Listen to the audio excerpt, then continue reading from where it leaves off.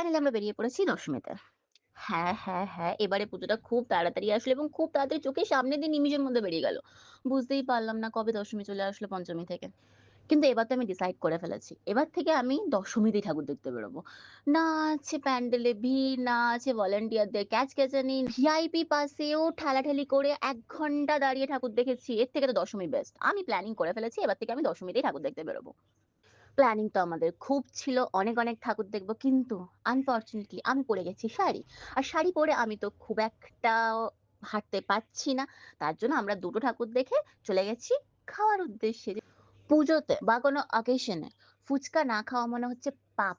যারা ফুচকা খায় না, আমি চাই না আমি তাদেরকে বলতে চাই আপনারা প্রচন্ড মিস করেন। আমরা ফুচকা খেয়েছি।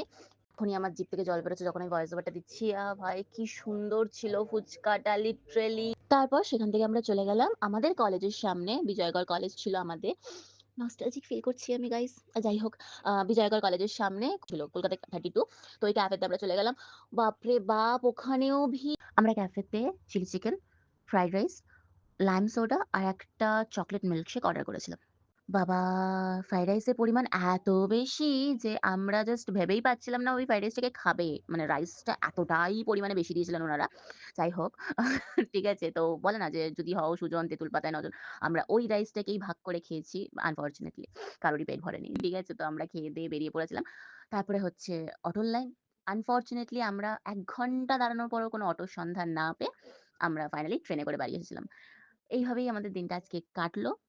আপনাদের দশমী কেমন কেটেছে আমাদেরকে জানাবেন কমেন্টে। আর ভালো থাকবেন, সুস্থ থাকবেন। জানি মন খারাপ করছে, মা চলে গেছেন। কিন্তু কাজে তো ফিরতেই হবে সবাইকে। তো দেখা হচ্ছে পরবর্তী কোনো ভিডিওতে। বাই।